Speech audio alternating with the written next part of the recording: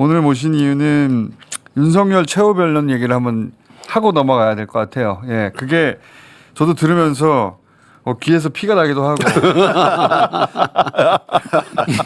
어떻게 처음부터 끝까지 다 거짓말인가. 그리고 그 정신세계가 고스란히 드러나잖아요. 이 재판관들 앞에 있는데 그 폭도들 서부지법 폭도들한테 미안하다잖아요. 이거는 무슨 정신 상태인가. 자, 어떻게 보셨습니까, 최후 변론? 우리가 상식이라는 말을 쓰잖아요. 근데 상정이란 말은 잘 안 써요. 인지상정 그래서 사실은 지식 평균 지식 수준에 연동하는 상식보다 사람이면 누구나 가지고 있는 이제 감정, 그걸 상정이 먼저거든요. 근데 사실은 이 상식이 번역이 잘못된 단어 중에 하나예요. 영어로 커먼 센스잖아요. 센스는 지식이 아니거든요.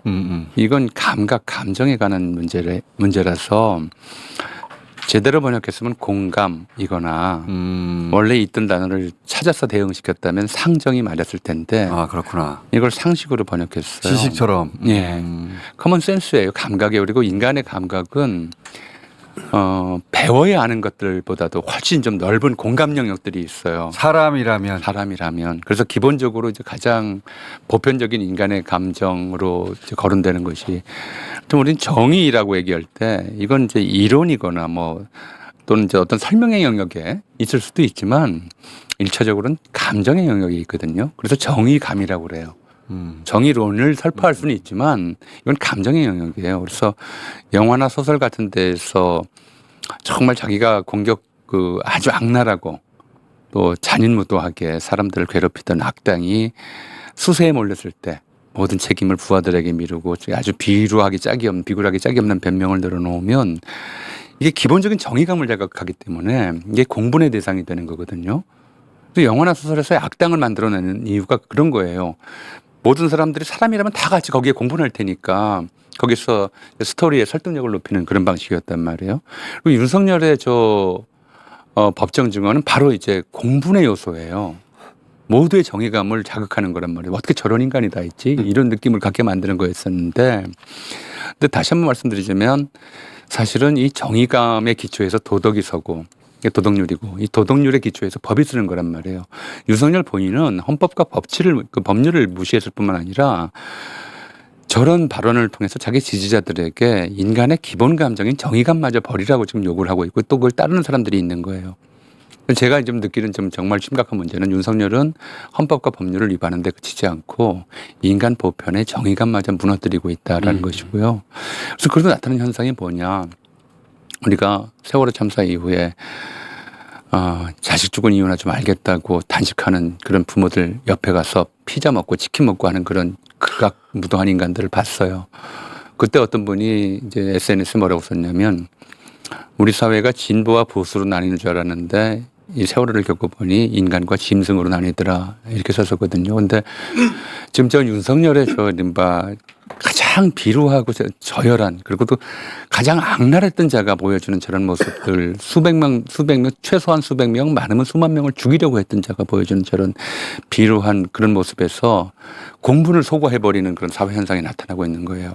공분을커녕이고 그걸 지지하는 사람들이 나타나고 있는 이 현상을 보면서 우리 사회의 헌법과 법률이 아니라 인간의 기본적인 이제 인지 상정이 무너지고 있고 정의감을 소멸시키는 자들이 나타나고 있고 이건 정말 인간의 위기다.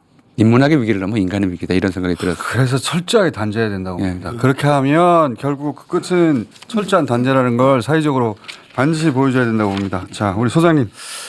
저는 뭐 최후 변론을 정말 보기 싫었고 읽기도 싫었는데 오늘 주제를 선택하시는 바람에 그걸 다 보느라고 심각한 정신적 고통을 겪었습니다.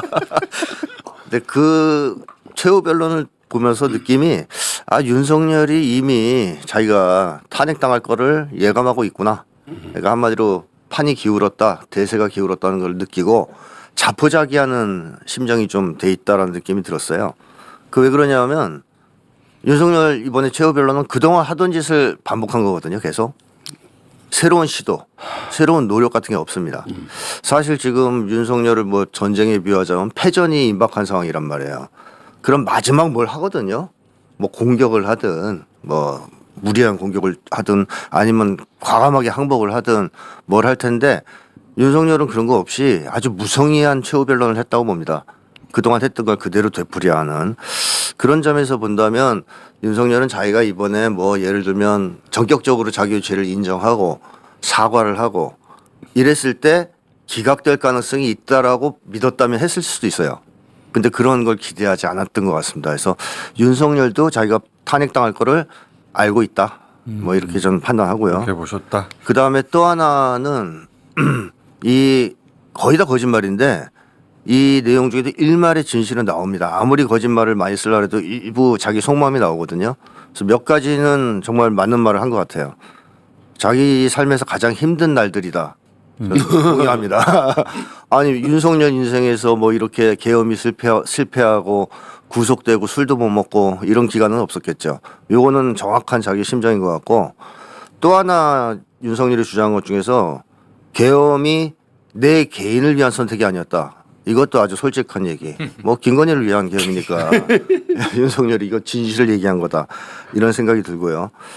그 다음에 그 윤석열이 이 최후 변론에서 폭동 세력 선동도 뭐 잊지 않고 이제 계속 했습니다. 그래서 청년들 계속 얘기하는데 청년들 지지율이 좀 떨어지고 있다는 얘기가 나오고 있죠. 그 다음에 마지막으로는 헌재 나름대로 또는 뭐 야권을 향해서 한 걸 수 있겠지만 자기 좀 선처해달라는 호소도 일부 들어있죠. 그렇죠. 네, 예를 들면 뭐 복귀해도 계엄 안 한다. 네, 저는 그거 믿습니다. 아마 전쟁할 겁니다. 계엄 안 하고.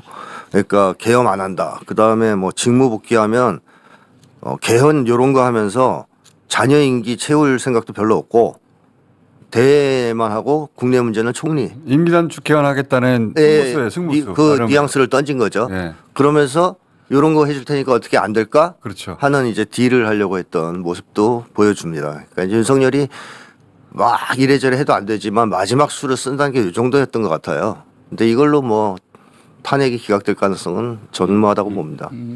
한마디 덧붙이면 임기 단축 개헌이라고는 얘기를 안 했어요. 그렇죠. 그렇게 임기에 연연하지 않는 개헌이라고 했기 때문에 임기 연장 개헌도 가능해요.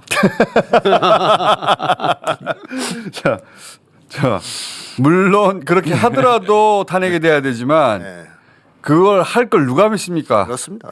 복귀하면은 자기 마음대로 할 텐데 다시. 지금 뭐 모든 사람들의 공통된 입장은 미친 개 풀어놓게 된다라는 거 아니겠어요? 그렇죠. 겨우 잡아서 가다 놨는데 풀어놓으면 무슨 짓을 할지 누가 합니까? 자, 우리 공무원 의원님. 그 공무원이지만 전직 교수로서 제가 요 담화문 마지막 최종 변론 가지고 15주짜리 언어 분석 강의를 만들 수 있을 것 같습니다. 생각보다 되게 재미있는 자료였는데요. 그 클램페러라고 유태인 언어학자가 있습니다. 이 사람이 나치 정권에서 살아남고 난 이후에 나치 언어를 분석해서 낸 책이 제3의 언어라는 책이에요. 제3제국의 언어. 그게 여기서 뭐라고 표현을 재밌게 하냐면 언어를 아주 작은 비소 한 모금과 같다라고 표현을 합니다. 그래서 이 비소를 매일매일 언어에다가 투입을 하는데 이 투입이 돼서 최종적으로 중독이 심각해지면 회복이 불가능하다. 그런데 이 클램페러가 주목한 비소의 언어가 뭐냐면 바로 형용사입니다. 그냥 지도자가 아니라 뭐 위대한 지도자라고 표현을 한다거나 그런데 지금 여기서 지금 윤석열이 사용하고 있는 이런 형용사들 한번 잘 볼 필요 있어요. 뭐 그냥이 아니라 뭐 과분한 사랑을 받아왔다라던가 과분하다라는 건 아무도 그런 사랑을 준 적이 없지만 스스로에게 과분하다라는 증여를 스스로에게 셀프 증여를 하고 있는 거라던가 그런데 이제 조지 오웰의 1984라는 책을 다 아시는 책을 보면 이런 단어가 나와요. 바로 혁명의 최종 목표가 뭐냐면 새로운 언어, 신어를 만들어내는 거다. 그거는 명사를 진행하는 거다. 명사를 새롭게 만드는 거다라고 하는데 우리가 지금 굉장히 시달렸던 윤석열 어중에 뭐 가령 방국가세 우리 지금 다 쓰고 있잖아요. 사실 만들어낸 겁니다. 우리 처음 나왔을 때 기억나시죠? 방국가 세력이 도대체 뭐야? 라고 하면서 굉장히 비웃었거든요. 근데 지금 이 말도 안 되는 신조어를 모두가 이미 쓰고 있어요. 그만큼 개몽당해. 그 극우적 개몽, 네, 그래서 그 증거가 바로 김계리 변호사입니다. 그렇지. 자기는 형용사에 조금씩 비소처럼 젖어들다가 결국은 나름대로 계몽되었다라고 표현하는 신조어를 자기가 전폭 착용을 하고 자기가 대신 나서서 그 신조어들을 발사하고 있거든요. 근데 이런 환경들을 봤을 때 생각보다 이 윤석열은 단순히 미친 자가 아니라 꽤나 욕심도 많고 권력도 많았게 자기가 권력이 많다라는 것도 자백을 하기도 하고요. 저는 제일 황당했던 게 이거예요. 계엄이란 단어를 계속 지금 새로 만들고 싶은 거예요. 계엄이라는 단어에서 연상되는 과거의 부정적 기억도 있을 겁니다.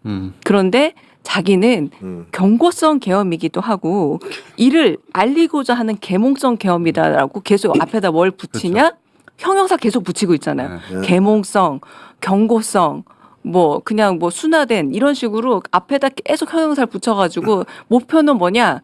계엄이라는 헌법적인 의미를 가진 바꿀 수 없는 이 명사를 자기 멋대로 바꾸고 싶어 하는 건데 재판관님들 당연히 아시고 계시고 그리고 혹시라도 조금이라도 어둠에 물들었던 극우들 이 단어를 그렇게 써서 안 됩니다. 계엄이라는 단어 사전에 엄격하게 등재되어 있는 단어고 이걸 지금 바꾸려고 하는 것이다. 결국은 그래서 제가 15주 강의라고 했지만 딱 짧게 세 마디만 하고 멈추자면 주어가 혼동돼 있어요. 전부 자기 얘기밖에 없어서 매우 본능적인 유아적 영역으로 자기 변론밖에 안 한다. 두 번째는 시점에 오릅니다. 이 변명은 포구령 쓰는 그 순간 사전에 설명했어야 돼요. 이 성격은 어떤 계엄이다. 모두 사후적인 거기 때문에 거짓말, 변명에 불과하다. 마지막으로 이 계엄이라는 단어는 어떤 노력에 의해서도 뒤바뀔 수 없는 의미를 가지고 있다라고 말하고 앞으로 싶습니다. 이제 행복한 계엄이라 할 거예요. 행복한 계엄. 예. 이런 얘기도 해요. 즐거운 계엄. 앞에 지금 말씀하셨듯이 이 계엄을 계몽으로 자꾸 재정의하려고 하다가 예. 근데 군인들은 그러면 어떻게 된 거야? 군인들한테는 알려줄 수가 없었다. 아, 그런 말도 실제로 해요. 네. 앞뒤가 안 맞잖아요. 그러니까 군인들은 어떻게 된 거야? 네. 이거를 군인들에게는 다 알려줄 수가 없었다. 이 심오한 취지를. 그러니까 그 큰 뜻을. 하지만 김계리 변호사는 알아들었죠. 네. 김계리 변호사는 계리가 계엄에 계몽되었어. 이거 아닙니까? 근데 뭐 계속 계리가 여기서 우리가 말씀드렸지만 이 집단의 퇴행이 굉장히 심각하다. 계몽의 시대는 이미 200년 전에 끝났어요. 우리나라에서는 100년 전에 끝났고요. 다시 100년 전으로 돌아가기 때문에 계몽이라는 얘기가 나오는 거거든요. 그 맛이 가는 걸 예. 계몽으로 착각할 수도 있어요. 그렇죠. 예. 그 사람들에겐 이제 그렇게 과거로 돌아가서 다시 왕조 시대의 사람이 되는 게 계몽이다라고 생각할 수도 있어요. 이 형님들 참 말씀 많어. 그래서 제가 그 부분에 대해서 저희 그 유튜브 구독자분 강유정 TV 구독자분이 남겨놓은 댓글 중 제일 재밌었던 게 김계리는 계몽되었고 한동훈은 개가 되었습니다. 그러네. 그 표현은 그 한동훈 전 대표가 스스로 쓴 겁니다. 예. 기꺼이 국민을 개가 되겠다. 지키는 개가 되겠다. 이미 개인데 개가 될 수 있어요. 근데 저도 사실은 그건 삐. 우리 저 강유정 인원님처럼 말이죠. 저도 사실 그 순수 창작자, 베스트셀러 그 순수 서정신으로서 언어에 이제 집중하게 되잖아요. 아무래도. 그런데 그 우리 동네 왕년에 그 비트겐슈테인이라는 형님이 사셨는데 그 형님이 뭐라고 그랬냐면 언어의 한계가 곧 그 세계의 한계다라고 말했단 그 말이에요. 형님 저 유럽에 사시는 형님입니까? 우리 동네 사셨는데. 근데 저는 사실 저쪽에가 끝까지 그 망상과 거짓으로 일관하면서 비루하고 비겁하고 아주 비열한 뭐 이러한 그 국민에게 끝까지 모멸감을 안기는 이러한 변론 말고 우리 국회 측 변호인들이 하는 말들이 있잖아요. 그 상당한 감동과 희망과 구원을 느꼈단 말이에요. 거기 또 특히 보니까 장순호 변호사. 장석 변호사 신고 총장 노랫말 깜짝 놀랐어요. 진짜. 난 거기서 그 말이 나올 줄 몰랐어요. 세상 풍경 중에서 제일 아름다운 풍경, 모든 것들이 제자리로 돌아가는 요 풍경. 영상이 있거든요. 진짜 울컥했어요. 아 그래요? 수준차가 영상으로. 너무 크네. 그죠? 이 양측의 수준차가 너무 커. 제가 좋아하는 노래 가사에 이런 구절이 있습니다. 세상 풍경 중에서 제일 아름다운 풍경, 모든 것들이 제자리로 돌아가는 풍경. 이 노랫말처럼 모든 것들이 제자리로 돌아가고 우리도 하루빨리 평온한 일상으로 돌아갈 수 있기를 소망합니다.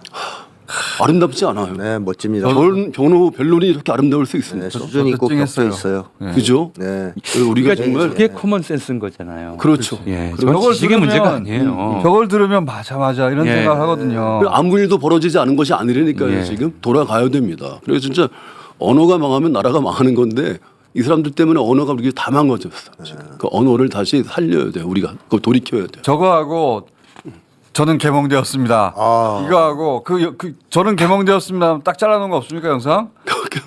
격. 저는- 웃기긴 했어요. 상당한 괴리감을 느끼게 되지요. 그러니까 게리가 계엄에 개몽되었어 이거. 네, 3개죠. 근데 우리나라 최고의 이제 사자는 계몽사라고. 네. 개몽사. 개몽사. 어쩌면 좋아. 김계리가 좋아하는 저거죠. 개몽사. 아니 변호사 다음에 계몽사가 그러니까 된다고. 최고의 사자는 계몽사라고. 판사 검사 거치고 변호사 된 다음에 저 나오고. 계몽사. 영상 있으면 틀어주세요. 이거 한번 들어보고 싶네 간만에. 저는 실시간으로 보고 빵 터져가지고 저는 개몽되었습니다. 폭력에 대한 탄핵이 시. 더 듣고 다른 건 안 들어도 돼요. 저는 저게 개몽되었습니다.